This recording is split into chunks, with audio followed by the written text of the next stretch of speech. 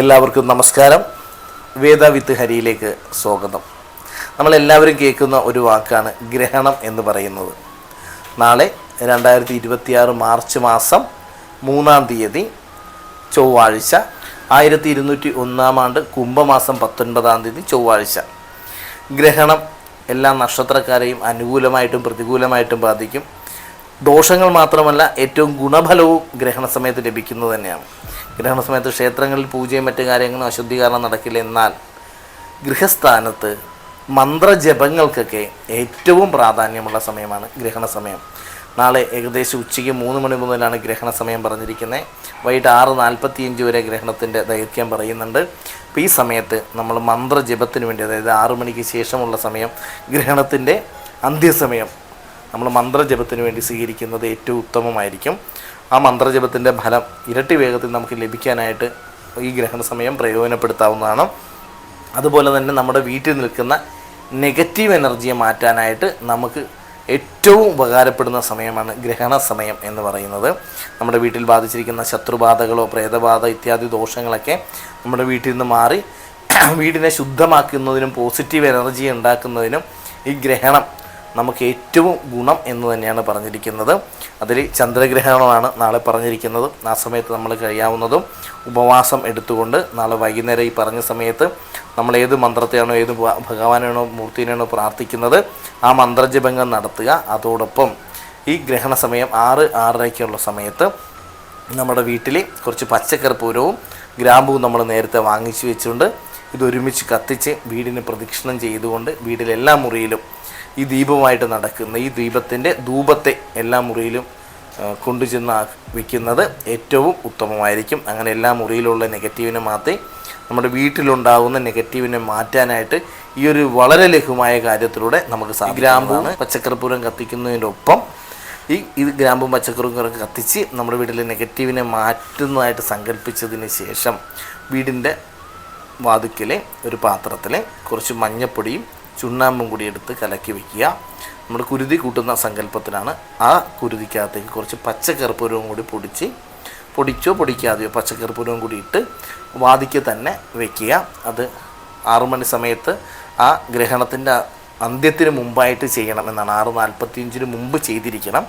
ഇങ്ങനെ പച്ചക്കർപ്പൂരവും കത്തിച്ച് ഒഴിഞ്ഞതിന് ശേഷം ഇങ്ങനെ പ്രധാന വാതിക്കൽ കുരുതി കലക്കി അതിലേക്ക്, അതായത് ഒരു പാത്രത്തിൽ വെള്ളം, അതിൽ മഞ്ഞപ്പൊടി ചുണ്ണാമ്പും കൂടി കലക്കി ചുവന്ന കളറാകുന്നതുവരെ കലക്കിയിട്ട് അതിനകത്തേക്ക് പച്ചക്കറിപ്പൊടി ഇട്ട് നേരെ വീടിൻ്റെ പ്രധാന വാതിക്കൽ തന്നെ വെച്ചേക്കുക.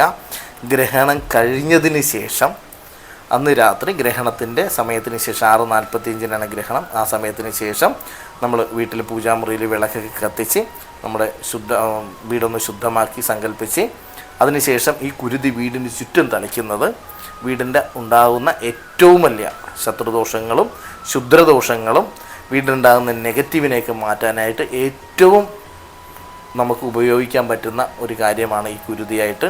അതിൽ ആ നെഗറ്റീവിനെ മൊത്തം, വിഷാംശങ്ങൾ മൊത്തം അതിൽ നിന്ന് മാറി ആ വീടിൻ്റെ അന്തരീക്ഷവും ഭൂമിയെ ശുദ്ധമാക്കാനായിട്ട് വളരെ ലഘുവായിട്ട് നമുക്ക് വീട്ടിൽ തന്നെ അധികം ധനച്ചിലവില്ലാണ്ട് തന്നെ നമുക്ക് ഈ ഗ്രഹണ സമയം പ്രയോജനപ്പെടുത്തി ചെയ്യാവുന്നതാണ്. അങ്ങനെ ചെയ്യുന്നത് നമുക്ക് ഈ ഒരു വർഷക്കാലത്തേക്ക് പിന്നീട് യാതൊരുവിധ ദോഷങ്ങളും നമുക്ക് യോഗത്തിൽ അനുഭവമായിട്ട് വരില്ല. അധികമായി വരുന്ന ധനച്ചിലവ്, രോഗാദി ദുരിതങ്ങൾ, മക്കളുടെ വിദ്യാഭ്യാസം, ഇതിനൊക്കെ ഈ ഒരു കാര്യം ഏറെ പ്രയോജനപ്പെടുന്നതാണ്. നമ്മൾ എത്ര പ്രയത്നിച്ചാൽ പോലും ശത്രുദോഷങ്ങളൊക്കെ നമുക്ക് ഏറ്റവും ദോഷം തന്നെയാണ്. ശത്രുദോഷം, ദൃഷ്ടിദോഷം, ഇങ്ങനെയുള്ള എന്ത് ദോഷങ്ങളായാലും നാളെ ഈ പറഞ്ഞ വളരെ ലഘുവായിട്ടുള്ള കാര്യത്തിലൂടെ നമുക്ക് നമ്മുടെ വീടിൻ്റെ ഗൃഹ അന്തരീക്ഷം പോസിറ്റീവായിട്ട് ആക്കി മാറ്റാവുന്നതായിട്ട് സാധിക്കുന്നതാണ്. അപ്പോൾ ഈ ഗ്രഹണ സമയം എല്ലാവരും അവരുടെ ഗുണഫലത്തിന് വേണ്ടി പ്രയോജനപ്പെടുത്താനായിട്ട് ശ്രദ്ധിക്കുക. അതുപോലെ തന്നെ ഈ ഗ്രഹണം എല്ലാ നക്ഷത്രക്കാർക്കും ഗുണദോഷ ഫലങ്ങളൊക്കെ നൽകുന്നുണ്ട്.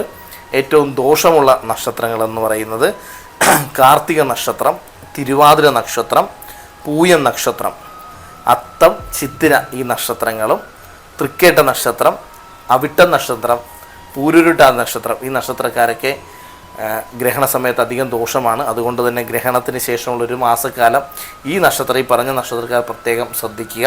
പ്രധാനമായിട്ട് അവരുടെ ദോഷശാന്തിക്ക് വേണ്ടിയിട്ട് എല്ലാ ചൊവ്വാഴ്ചയും സുബ്രഹ്മണ്യ ഭഗവാനെ പ്രാർത്ഥിക്കുന്നതും സുബ്രഹ്മണ്യ ഭഗവാനെ കുമാരസൂക്തം കൊണ്ട് അർച്ചന നടത്തുന്നത് ഏറ്റവും ഉത്തമമാണ്. ആ ദോഷങ്ങൾ അവർക്ക് വാഹന അപകടങ്ങളായിട്ടോ ദേഹത്ത് വരുന്നതായിട്ടുള്ള പതനങ്ങളോ വീഴ്ചയോ ദേഹത്തിൽ അസ്വസ്ഥതകളും ക്ലേശങ്ങളും ഒക്കെ അനുഭവത്തിൽ വന്നേക്കാം.